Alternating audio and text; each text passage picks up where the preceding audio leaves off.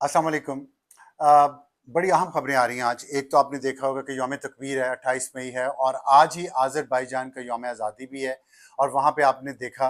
कि 3 ममालिक के सरबराह आज़रबाईजान के, तुर्की के और पाकिस्तान के मौजूद थे। और इसकी क्या अहमियत है उस मुस्लिम ब्लॉक में जो बनता हुआ दिखाई दे रहा है, और पाक भारत जंग के तनाजुर में इसकी क्या अहमियत है, और जो कुछ खबरें आज आई हैं मुख्तलिफ अतराफ से, वो भी आपसे शेयर करूंगा कि उसका लिंक क्या है इन तमाम चीज़ों से। और इस सारे के दौरान इमरान खान साहब के साथ जो डील की बातें चल रही हैं उसमें क्या क्या मुश्किलात आ रही हैं, और कौन कौन से प्लेयर्स अपना क्या क्या रोल प्ले कर रहे हैं, और मसाइल क्या हैं उस डील में, और क्या वो मुमकिन है डील का होना या नहीं है, और उसमें इमरान खान साहब किस कन्फ्यूजन का शिकार हैं उस डील को लेकर, और ख़ास तौर पे जो मौजूदा हालात हैं इसमें उन्हें डील करनी चाहिए या नहीं करनी चाहिए। इस पे उनको जो उनके दिमाग में जो चीज़ें चल रही हैं और जो उन्होंने मुख्तलिफ अपने जानने वालों से डिस्कस की हैं उस पर हम बात करेंगे। तो सबसे पहले जो मैंने आपको बताया कि आज आज़रबाईजान का जो यौम आज़ादी था और पाकिस्तान का यौम तकबीर एक ही दिन हुआ है, उसमें आपने देखा होगा कि बहुत अहम मीटिंग हुई है वहाँ पे, और एक स्ट्रेटजिक तावन के लिए बातचीत की गई है। और ये दौरा इसलिए बहुत अहम है कि आपने देखा कि 2 दिन पहले पाकिस्तान के वज़ीर-ए-आज़म शहबाज शरीफ ईरान में मौजूद थे और वहाँ के सदर से मुलाकात हुई। लेकिन सबसे हाईलाइट जो थी उस दौरे की वो ये थी कि वहाँ के सुप्रीम लीडर आयतुल्लाह ख़ामेनी से जो मुलाकात हुई है वज़ीर-ए-आज़म शहबाज शरीफ की, उसमें ईरान के सदर भी मौजूद थे, और पाकिस्तान के army chief field marshal Asim Munir भी, और पाकिस्तान के नायब वज़ीर ख़ारजा नायब वज़ीर-ए-आज़म और वज़ीर ख़ारजा इसहाक डार और दूसरे तमाम वफ़द भी मौजूद था। उसमें बहुत सारी अहम चीज़ें तय हुई हैं। ये बहुत बड़ा एक टर्निंग पॉइंट आया है पाकिस्तान के जो हमसाए हैं उनके साथ ताउन में। और कुछ दिन पहले आप इसको अगर आप लिंक करें उस मीटिंग से जो चीन में हुई है, अफ़गानिस्तान के वज़ीर ख़ारजा, पाकिस्तान के वज़ीर ख़ारजा और चीन के वज़ीर ख़ारजा के दरमियान में, तो इससे आप देख रहे होंगे कि पाकिस्तान ने अपने हमसायों के साथ, जिसमें ईरान और अफ़गानिस्तान बहुत अहम हैं, क्योंकि उनका रोल बहुत अहम हो जाता है अगर पाकिस्तान और भारत की जंग दोबारा हो, जिसका बहुत खदशा है। मैं उसके बारे में बात अभी करूंगा, लेकिन मैं ये आपको बता रहा हूं कि ये जो पाकिस्तान ने एक सफारती महाज पे ये जो इनिशिएटिव लिया है, जिसमें ईरान, तुर्की और आज़रबाईजान का दौरा है, वो बहुत अहम है। और आपने देखा तुर्की में भी बहुत इस्तकबाल हुआ, वहाँ भी स्ट्रेटेजिक तावन की बात हुई, ईरान के साथ भी हुई। और ईरान के जो डिफेंस मिनिस्टर हैं और उनके जो चीफ ऑफ आर्मी स्टाफ हैं, उनकी पाकिस्तान के army chief general Asim Munir से जो मुलाकात हुई है वो बहुत अहम है। उसके बाद पाकिस्तान ने ज़ायरीन के लिए आने जाने के लिए रास्ता भी खोलने की बात की है। तो ये एक जो पाकिस्तान मुस्लिम ममालिक का ताउन, OIC का ताउन हासिल कर रहा है, ये सब इसलिए नहीं है कि जो पाक भारत जंग पिछले दिनों हुई है और उसमें पाकिस्तान ने जो वाज़े फ़तेह हासिल की है, जिसकी वजह से जनरल आसिम मुनीर को फील्ड मार्शल के ओहदे पर तरक्की दी गई है, ये उस वजह से नहीं है। और दूसरी तरफ इंडिया ने जो अपना वफूद बाहर भेजे हैं दूसरे ममालिक में, वो भी इसलिए नहीं है कि वो जाके पिछले हफ्ते जो जंग पाकिस्तान के साथ हुई है उसके बारे में वो वजाहत कोई दें, क्योंकि इंडिया ने ये महसूस किया है कि उनको सफारती मामलात में इस वक्त तन्हाई का वो शिकार है। और अगर आपको याद हो, अगर आप लोगों ने नेटफ्लिक्स पे इंदिरा मूवी देखी हो, जो उन्होंने एक डॉक्यूमेंट्री बनाई है 1971 के वाक़े पे, कि इंदिरा गांधी ने 1971 की जंग शुरू होने से पहले मुख्तलिफ ममालिक के दौरे किए थे और वहाँ पे ग्राउंड हमवार की थी, पाकिस्तान के साथ एक जंग की। और उस जंग में उन्होंने मशरक़ी पाकिस्तान फिर बांग्लादेश बन गया, जिसके नतीजे में बहुत सारी इंश्योरेंसेस मुख्तलिफ ममालिक से वो लेके आई थी। और वहाँ पे उन्होंने ये बात तय की थी कि अगर पाकिस्तान पहले हमला करे तो फिर आप हमारी हिमायत करें। और फिर जब पाकिस्तान उनके मुताबिक पाकिस्तान ने पहले हमला किया तो फिर दूसरे ममालिक ने इंडिया का साथ दिया। तो अब कांग्रेस का वफ्द, खास तौर पे कांग्रेस डोमिनेंट वफ्द जो बाहर भेजा है मोदी ने, क्योंकि मोदी की अपनी सफारती नाकामी तो वाजे है, उनके एक्सटर्नल अफेयर्स मिनिस्टर जयशंकर भी कोई खास कामयाबी नहीं हासिल कर सके, तो उन्होंने अपने वफ्द में ज़्यादा लोगों को, कांग्रेस के लोगों को रखा है, क्योंकि कांग्रेस की हिकमत अमली यही है कि जंग से पहले सफारती महाज पे वो तमाम ममालिक को राज़ी करना चाहते हैं। और ये जो दूसरी जंग की तैयारी है, कांग्रेस इस मामले में मोदी को सपोर्ट कर रही है, हालांकि दोनों की सियासी मुखासमत बहुत ज़्यादा है। और यही इसी तरह की सिचुएशन पाकिस्तान में भी है, PTI वर्सेस मुस्लिम लीग नून और इस्टेब्लिशमेंट, जिस पे मैं बाद में आपसे बात करता हूँ। तो ये आप देखें कि वहाँ مودی کا صرف 1 سال ہوا ہے جو اس کو مینڈیٹ ملا ہے الیکشن میں 5 سال کا، اور 1 سال میں اسے اتنی بڑی شکست پاکستان سے اس کے نصیب میں لکھی گئی، جس کی وجہ سے اگلے 4 سال مودی کا سیاسی طور پہ زندہ رہنا اور اس ملک پر حکومت کرنا بہت مشکل ہو چکا ہے۔ اور اس میں وہاں کی اپوزیشن کو، وہاں کی کانگریس کو تو یہ چاہیے کہ وہ مودی کی ٹانگ کھینچیں اور ان کے ساتھ تعاون نہ کریں، لیکن اپنے ملک کے لیے وہاں کانگریس کے وفد نے اپنے سیاسی معاملات کو، اختلافات کو اور مفادات کو سائڈ میں رکھا اور جا کے باہر کے ممالک میں انڈیا کا کیس لڑ رہے ہیں، اور ان کو بہت امید ہے کہ وہ اگلی جنگ کے لیے پوری دنیا کو پاکستان کے خلاف تیار کر لیں گے۔ اور اگلی جنگ کا میں کیوں کہہ رہا ہوں بار بار؟ اس لیے کہہ رہا ہوں، ایک تو آپ کو میں نے سیاسی وجہ بتا دی کہ مودی کے لیے اس کے علاوہ کوئی چارہ نہیں ہے کہ پاکستان کے خلاف وہ کسی قسم کی کوئی جنگ چڑھے کسی بہانے سے، کہ جی پاکستان نے پہلے یہ دہشت گردی کا واقعہ کروا دیا جیسے پہلگام ہوا، یا کسی اور چیز کا بہانہ بنا کے وہ پاکستان پہ کوئی حملہ کر کے یا کسی طریقے سے پاکستان سے وہ کسی قسم کی ایک فتح حاصل کرنا چاہتا ہے جو وہ اپنے ووٹرز کو بیچ سکے، جس میں کانگریس اور دوسری اپوزیشن جماعتیں، مسلمان لیڈر، ویسے دین ٹائپ لوگ بھی اس کا ساتھ دے رہے ہیں۔ لیکن وہاں کے ڈیفنس اینالسٹ اور وہاں کے پولیٹیکل اینالسٹ، وہاں کے جو فورن افیئرس کے اینالسٹ ہیں، وہ بھی یہ سب یک زبان ہیں کہ ایک اور جنگ ہوگی، اور اس کی وجہ وہ مودی کے الفاظ کو کوٹ کریں کہ مودی نے کہا کہ جنگ ختم نہیں ہوئی، یہ پاز آیا ہے، یہ وقفہ آیا ہے، اور اس وقفے کا مطلب ہے کہ یہ وقفہ دونوں طرف سے کوئی بھی ختم کر سکتا ہے، کوئی فارمل لکھ پڑھ کے سیز فائر نہیں ہوا پاکستان اور انڈیا کے درمیان، یہ تو ایک حقیقت ہے۔ تو اس لیے کوئی بھی کسی بھی پاکستان بھی ختم کر سکتا ہے، انڈیا بھی ختم کر سکتا ہے، اور انڈیا بہانہ چاہے گا کہ پاکستان ختم کرے، کیونکہ پاکستان بار بار یہ کہہ رہا ہے کہ ہم ایک امن پسند ملک ہیں اور ہم انڈیا سے جنگ نہیں چاہتے، ہم اس ریجن کی ترقی چاہتے ہیں۔ اور آج یوم تکبیر والے دن جو دھماکہ کیا ہے، پاکستان نے ایٹمی دھماکہ کیا تھا 1998 میں، اس کا دن بھی منایا جا رہا ہے، اور اسی دن جیسے میں نے آپ کو بتایا کہ آذربائیجان کے یوم آزادی بھی ہے، وہاں پہ بھی جو وزیر اعظم شہباز شریف نے تقریر کی اس میں یہی کہا ہے کہ پاکستان اس خطے میں ترقی چاہتا ہے، خوشحالی چاہتا ہے۔ لیکن اس کا مطلب یہ نہیں ہے کہ انڈیا کی طرف سے ہم مطمئن ہو کر بیٹھ جائیں، اور اسی لیے پاکستان نے یہ جو سفارتی آپ سمجھیں کہ ایک آغاز کیا ہے ملنے کا، ان ممالک کا شکریہ ادا کرنے کا جن ممالک نے پاکستان کی اس وقت مدد کی ہے، اور پھر اس کے بعد پاکستان کا ایک پارلیمانی وفد بھی جائے گا پوری دنیا میں پاکستان کے موقف سے دنیا کو آگاہ کرنے اور کشمیر پہ کرنے کے لیے۔ دوسری طرف جو اس وقت کوشش ہو رہی ہے پاکستان کی کہ اپنے مالی معاملات کو بہتر کیا جائے، اس میں آج ایک بڑی خبر یہ ہے کہ چین نے پاکستان کو قرض دیا ہوا تھا $3.7 بلین کا، اور وہ قرض اس مہینے، اگلے مہینے پاکستان نے واپس کرنا تھا، چین نے اس کو رول اوور کر دیا ہے، یعنی پاکستان واپس کرے گا اور پھر چین اسے دو تین دن بعد واپس کر دے گا۔ اور اس میں فرق یہ آیا ہے کہ اس دفعہ چین وہ قرضہ اپنی کرنسی میں دے گا، ڈالرز پہ نہیں دے گا، اور وہ کرنسی پاکستان استعمال بھی کر سکتا ہے چین کے ساتھ تجارت کرنے کے لیے۔ تو جو ڈی ڈالرائزیشن کا عمل ہے چین نے جس کو شروع کیا ہے، اور اس میں روس بھی شامل ہے، پاکستان بھی اب اس میں شامل ہو رہا ہے، تو یہ ایک بہت بڑا ریلیف پاکستان کو ملا ہے۔ اور فارن ایکسچینج ریزروز ہمارے جو 11.3 ارب ڈالر تھے وہ اتنے ہی رہیں گے، بلکہ آئی ایم ایف کے $1 بلین آنے کے بعد ان کی وہ $12 بلین پر چلے جائیں گے، تو پاکستان میں ایک اسٹیبلٹی رہے گی فارن ایکسچینج ریزروز کے حوالے سے۔ دوسری طرف انڈیا جلدی اس لیے کر رہا ہے کہ انڈیا کے پاس بہت کم موقع ہے، کیونکہ جتنا وقت گزرتا جائے گا انڈیا کو سفارتی محاذ پہ تنہائی ملتی جائے گی، دنیا بھولتی جائے گی۔ لیکن دوسری ایک بڑی وجہ جو ہے وہ ملٹری جو اس وقت ایکویژن ہے وہ پاکستان کے حق میں ہے۔ پاکستان کی ایئر فورس نے بہت سنگین شکست دی ہے انڈیا کی ایئر فورس کو، ان کے رافیل سارے گراؤنڈ ہو چکے ہیں، اور اس میں اب جو نئی بات آئی ہے، جو نئی خبر آئی ہے وہ یہ ہے کہ اگست تک پاکستان کو F-35 چائنا کا بنا ہوا جو دنیا کا سب سے لیٹسٹ ماڈل 5th جنریشن جس کو ایئر کرافٹ کہتے ہیں، اسٹیلتھ ہے، جو نظر نہیں آتا ریڈار پہ، وہ مل رہا ہے اگست تک، اور وہ 40 طیارے تقریباً پاکستان کو ملیں گے۔ اور اس میں اس کی سب سے اہمیت کی بڑی وجہ یہ ہے کہ وہ طیارہ ابھی تک چین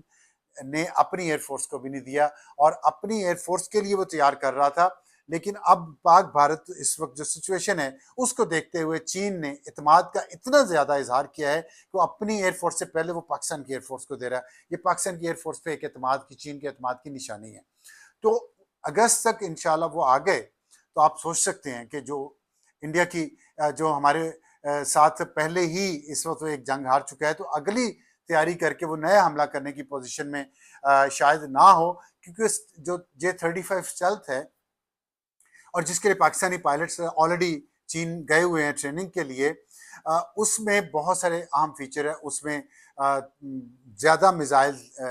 PL-15 زیادہ 5 کم از کم لگ سکتے ہیں ایک طیارے میں. اس کے علاوہ وہ 500 kg تک بام 2 لے جا سکتا ہے. بہت سارے اور بامب ایڈیشنل اس طیارے میں جا سکتے ہیں. اس کے اندر سائبر اور الیکٹرانک وارفیئر کا اس کے اندر ہی ایک ایسا سسٹم ہے جس میں وہ ملٹی رول وارفیئر میں ایک اٹیک ایئر پلین میں کنورٹ ہو سکتا ہے. تو وہ آپ سمجھیں کہ وہ آسمان میں اٹھتا ہوا ایک پورا کنٹرول روم ہے ایک طیارہ، اور جس کی وجہ سے وہ انڈیا کے جو ریڈار سسٹم ہے اس کو بھی وہ ڈاج کر سکتا ہے، اور انڈیا کے اندر جہاں بھی انڈیا کے ڈیفنس کے انسٹالیشن وہاں تک اس کی ریچ ہو سکتی ہے، اور جو پاکستان کے لیے ایک بہت اہم ایک ایج ہو جائے گی انڈیا کے اوپر. اور دوسرا پاکستان جو ہے اپنا اینٹی ایئر ڈیفنس سسٹم جو لے رہا ہے، اینٹی میزائل سسٹم اور ایئر ڈیفنس سسٹم، اس کو اپ گریڈ کرا. پہلے HQ-9 ہے پاکستان کے پاس، اب چین سے ہی HQ-9 بھی چین کا ہے، چین سے ہی HQ-19 بھی لینے کی پاکستان نے بات کی ہے. HQ-19 کے آنے سے وہ انڈیا کا جو S-400 سسٹم ہے اس سے زیادہ ایڈوانس ہے، وہ امریکہ کے تھرڈ سسٹم کے برابر کا ہے، اور اس کے آنے سے وہ بالکل نئی ٹیکنالوجی جو اینٹی بیلسٹک میزائل برہموس ہیں انڈیا کے، پاکستان ان کو جیسے وہ اپنی لانچر سے نکلیں گے وہیں سے ان کو ٹریس کر کے وہ ان کو اسپیس میں ہی تباہ کر سکے گا جو HQ-19 ہے. تو یہ پاکستان جو تیاری کر رہا ہے بہت تیزی سے کر رہا ہے ملٹری سائڈ پہ، تاکہ انڈیا کے اگلی جنگ کے لیے پاکستان تیاری کر سکے. اس میں انڈیا کے پاس بہت کم ونڈو، یہاں سے لے کے اگست تک، اور اس دوران پاکستان ایک اور نظام پہ بھی کام کر رہا ہے کہ جو جس طرح پاکستان کا ایئر فورس کا ایک انٹیگریٹڈ سسٹم بن گیا ہے، پاکستان اب اس کو آرمی کے ساتھ ملٹری کے ساتھ بھی اس کو انٹیگریٹ کرنے کی کوشش کر رہا ہے، تاکہ دونوں فورسز ایک جوائنٹ پنچ کی طرح، جو انہوں نے ابھی بھی 10 مئی کی صبح بھی اس کا اظہار کیا ہے، لیکن اس کو مزید بہتر کیا جا رہا ہے، اور وہ بھی ایک ایسا سسٹم بنایا جائے گا جو فول پروف ہو اور جو انڈیا کے اوپر ایج ہو. اور اس دوران اور انڈیا کو پتہ ہے کہ پاکستان یہ تیاری کر رہا ہے، انڈیا پوری کوشش کر رہا ہے کہ پاکستان کے اندر انریسٹ کریٹ ہو، جس کا آپ نے سنا کچھ دن پہلے 2 دن پہلے جو مودی نے بات کی ہے، پاکستانیوں کو کہا ہے کہ گولی کھاؤ روٹی کھاؤ ورنہ میں تو میرے سے گولی کھاؤ، جو دھمکی دی ہے، اور ساتھ پاکستان کی ینگ جنریشن کو یہ کہا ہے کہ آپ اپنی حکومت کے خلاف نکلیں، آپ اپنی فوج کے خلاف نکلیں. تو یہ وہ مسئلہ ہے جو اصل مسئلہ ہے، اور اسی پہ وہ انڈیا کام کر رہا ہے کہ پاکستان کی یوتھ کو پاکستان کی فوج کے خلاف یا پاکستانیت کے خلاف، پاکستان کی حکومت کے خلاف اس کو کیا جائے. اور اپنے وطن سے ان کی جو محبت کا اظہار ہوا ہے، جس کی بنیاد پہ انڈیا نے حملہ کرنے کی غلطی بھی کی ہے کہ شاید پاکستان کی فوج کے خلاف سینٹیمنٹ بہت زیادہ ہیں یہاں کے ینگسٹرز میں، تو ہم حملہ کر دیتے ہیں تو ان کو سپورٹ نہیں ملے گی، لیکن الٹا اثر ہوا اور پاکستان نے اس کا مذاق اڑا کے رکھ دیا، کیونکہ پاکستان ایک نیوکلیر پاور ہے جو یوم تکبیر کے حوالے سے بنا. آج 28 مئی کو پاکستان ایک نیوکلیر پاور بنا تھا، اور اس وجہ سے پاکستانی قوم میں جو کانفیڈنس ہے اور پھر اس مشکل وقت میں فوج کے ساتھ کھڑی ہوئی. تو آپ دیکھیں جس دن اتفاق ہے یہ شاید کہ جس دن مودی نے یہ بات کی پاکستانی یوتھ کو ایڈریس کر کے، اسی دن یہاں پہ PTI نے بھی یہ اعلان کیا کہ وہ اب دوبارہ اسلام آباد پر چڑھائی کریں گے اور وہ ایک اور نئی تحریک شروع کریں گے عمران خان کو رہائی کروانے کے لیے پاکستان کے اندر. لیکن اس کے ساتھ ساتھ ہم سن رہے ہیں کہ ایک ڈیل بھی ہو رہی ہے خان صاحب کے ساتھ بات چیت چل رہی ہے، جس میں کچھ غیر ملکی بھی ہیں، اور یہ بات درست ہے کہ خان صاحب سے ڈیل کی بات چلتی رہی ہے پچھلے کچھ دنوں میں، اور اس میں میں یہ سمجھتا ہوں کہ اسٹیبلشمنٹ کی طرف سے اور جو میری اطلاعات ہیں اور حکومت کی طرف سے واضح ایک سائن تھا کہ وہ اسٹیبلٹی چاہتے ہیں، کیونکہ انڈیا کی طرف سے ابھی تک خطرہ ختم نہیں ہوا، اور پاکستان نہیں چاہتا کہ پاکستان کے اندر جو اس وقت حکومت ہے، جو ہائیبرڈ حکومت ہے، اس کی सिविल और मिलिट्री क़यादत दोनों नहीं ये चाहते कि पाकिस्तान में सियासी अदम इस्तेहकाम हो, इसलिए इमरान खान से बातचीत की गई, इसमें कोई शक नहीं है। और इसकी सॉलिड इंफॉर्मेशन है और कोशिश की गई कि एक कंसेंसस बिल्ड किया जाए, जिसको जो मैंने आपको बताया कि इंडिया ऑलरेडी कर चुका है। वहाँ बीजेपी और कांग्रेस दोनों मिलके पाकिस्तान के खिलाफ पूरी दुनिया को कन्विंस कर रहे हैं। लेकिन हम यहाँ देखते हैं कि खान साहब जब भी डील की बात करते हैं, अब तो अलीमा खान ने बहुत खुल के कह दिया कि आप खान साहब से क्या चाहते हैं, आप वो बताएं। खान साहब वो करने के लिए तैयार हैं, लेकिन मसला ये है कि खान साहब वो करने के लिए तैयार नहीं होते। और उनके जो बाहर बैठे हुए उनके सोशल मीडिया हैंडल करने वाले, उनका ट्विटर का अकाउंट चलाने वाले और उनके कुछ यूट्यूबर्स जो पैसे भी कमा रहे हैं उनके नाम पर, खान साहब को पता है जेल में उनके अपने लोग जाके उनको इतलात देते हैं कि उनके नाम पे कैसे पैसे बाहर कमाए जा रहे हैं। वो लोग ये नहीं चाहते कि कोई डील हो, और खान साहब जो हैं वो इस वक्त जब इंडिया के साथ एक और जंग का खतरा है, वो मौजूदा हाइब्रिड निज़ाम को अपनी सपोर्ट दें। और उन्होंने अब खान साहब को भी यरगमाल बना लिया है, और इस मामले पर खान साहब को पहुंचने नहीं दिया जा रहा कि वो इस वक्त खामोश रहें और सब्र का मुजाहरा करें। खान साहब को उनके साथ ऐसे सियासी लीडर्स की ओपिनियन, उनके साथ जो भी उनको ये सियासी राय देता है उसके खिलाफ प्रोपेगेंडा शुरू कर दिया जाता है बाहर से, यूट्यूबर्स की तरफ से। और कुछ ऐसे लोग बाहर मौजूद हैं जो खान साहब को इस जगह पे नहीं आने दे रहे कि खान साहब सब्र से काम लें, क्योंकि ये निज़ाम तो अब चलना है, इसमें तो कोई शक नहीं है। और ये निज़ाम बदकिस्मती से इस मुल्क पे खान साहब ही लेके आए हैं, और उन्हीं की वजह से आज ये हाइब्रिड निज़ाम इस मुल्क में इतना मजबूत हो चुका है कि इसके जल्दी जाने की कोई वजह या कोई मौका नज़र नहीं आ रहा। लेकिन असल वजह यह है कि जब तक पाक भारत जंग का खतरा है, उस वक्त तक तो कुछ हो ही नहीं सकता। उस सबसे पहले मुल्क है, फिर अपने इख्तलाफात हैं। और खान साहब ये बात नहीं समझ पा रहे। वो समझते हैं कि मैं इस वक्त फौज को या हुकूमत को या हाइब्रिड निज़ाम को भारत की वजह से ब्लैकमेल कर सकता हूँ। और यही बात, इसी वजह से मोदी ने भी पाकिस्तान की यूथ पे जोर दिया। और आप देखते हैं अभी भी सोशल मीडिया पे बहुत सारे ऐसे लोग हैं जो अभी भी गालियां निकालते हैं, अभी भी तनकीद, नाजायज़ तनकीद करते हैं, झूठ बोलते हैं, नफरत फैलाते हैं पाकिस्तान के खिलाफ, पाकिस्तान की फौज के खिलाफ, पाकिस्तान के खिलाफ नफरत फैलाते हैं। कहते हैं खान नहीं तो पाकिस्तान नहीं। तो बात यह है कि पाकिस्तान है तो सब है, पाकिस्तान है तो आपस के इख्तलाफात भी हैं। इस वक्त पाकिस्तान को ज़रूरत है। और खान साहब को भी अगर कोई मुखलिस मशवरा देने वाला हो कि जिस तरह पाकिस्तान की दूसरी लीडरशिप ने ऐसे मुश्किल वक्त में सब्र किया, कॉम्प्रोमाइज़ किए, क्योंकि सियासत कॉम्प्रोमाइज़ का नाम है। ये हक और बातिल की जंग नहीं है। जो भी पाकिस्तान के अवाम को, पाकिस्तान के बच्चों को ये बताता है कि हक और बातिल की जंग है, वो झूठ बोलता है। वो अपने मफादात के लिए ये करता है। वो यूट्यूबर्स अपने डॉलर्स कमाने के लिए बच्चों को, लोगों को नफरत और जहर के रास्ते पे लगा रहे हैं। वो खुद नहीं यहाँ पे, वो खुद बाहर बैठे एंजॉय कर रहे हैं ज़िंदगी। मैं सबके नाम ले सकता हूँ जो यहाँ पे, जिनको इस्टेब्लिशमेंट ने बनाया, जिनको मीडिया हाउसेस बना के दिए, उनको पैसे दिए, उनको कॉन्ट्रैक्ट्स दिए, और आज वो जो कुछ भी हैं वो इस्टेब्लिशमेंट के दिए गए हराम के पैसे पे हैं। और इस्टेब्लिशमेंट को भी ये चाहिए कि आप हराम की कमाई मीडिया के लोगों को खिलाना बंद करें। अब आपको अंदाजा हो गया होगा कि मीडिया की वजह से